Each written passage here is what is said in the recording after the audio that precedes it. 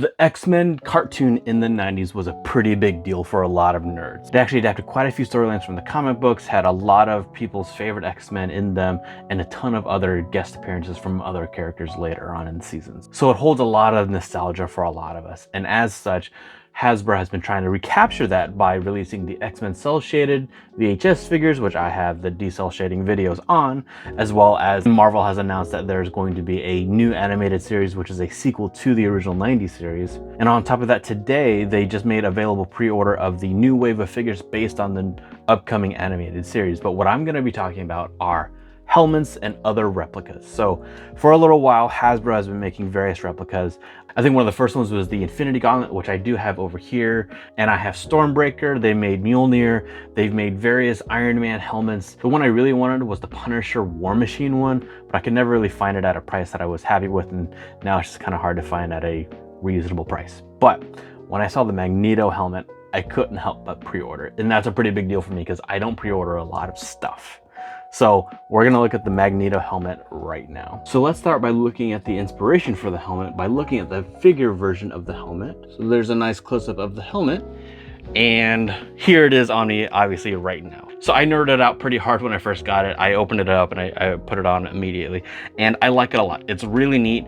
It's weird because right now I can actually hear my own voice because of my mouth being kind of partially inside, so it echoes inside as well. But as you can see, it actually looks really nice, and the QC on this is really good. So I couldn't find any major scratches or abrasions or missing paint or anything like that on this guy. And I looked all over because more and more I think people are seeing a lot more QC problems with the regular Marvel Legends action figures themselves. So I was actually kind of anticipating there to be some problems with the helmet, but I've not really seen it. You are seeing some lines, but I think that has more to do with how they have to paint it. So right there. And you can kind of see that there's a line here as well. And again, I think that has more to do with like the way they have to engineer it together, which is fine. I'm not really bothered by that because when you're looking from far away, you don't really notice it anyway. And it's great because the inside is all purple too. And you even have this like nice like design right in there. And yeah, I guess you do see that kind of black mark, but that's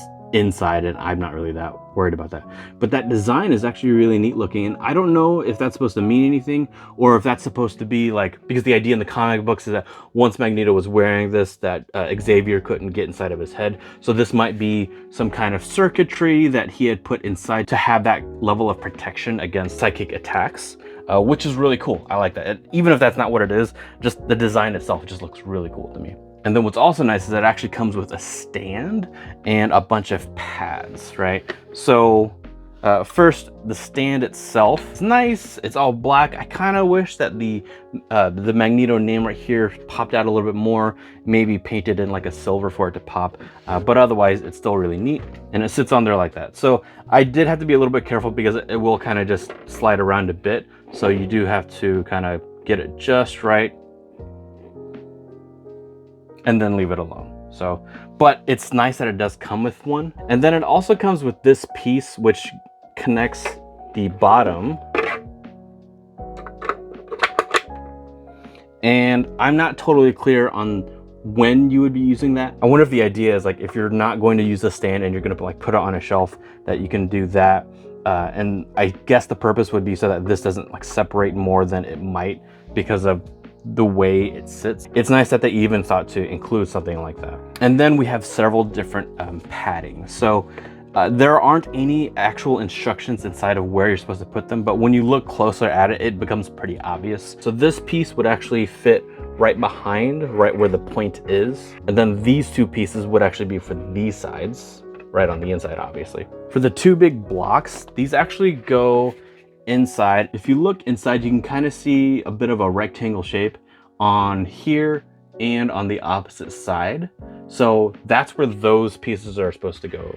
And the idea is that no matter what size your head, unless you have a really big head, and I feel like I have a pretty big head, that you should be able to put in the different levels of padding because they're not required. It's just to help you make it so that it fits more comfortably.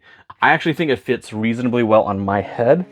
However, I did do a test fit with this in the front, and I think it was better because right now with this on, if I make any kind of like expressions, then the helmet kind of moves around a bit.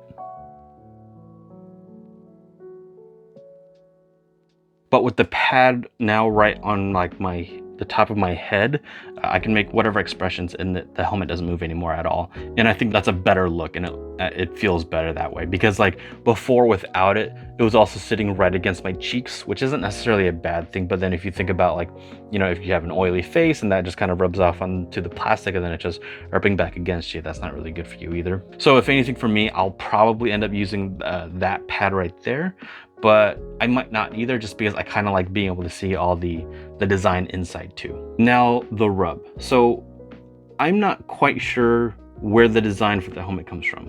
And what I mean is that I did look up like the first appearance of Magneto, and I've looked up various appearances of Magneto where he is using the purple and red costume.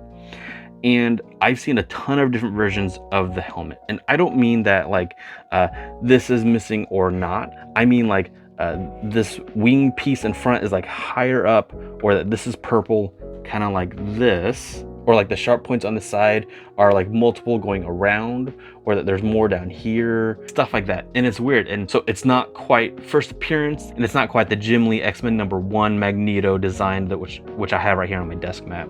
I mean, it's really close, but it's still not quite exactly the same. So I don't know if that means that there isn't a exact go-to design for Magneto's helmet, and if artists have been able to just kind of do their own twist on it every time that they've had a different artist for Magneto, or if I've just not found it yet. So even the live action one looked totally different from this too.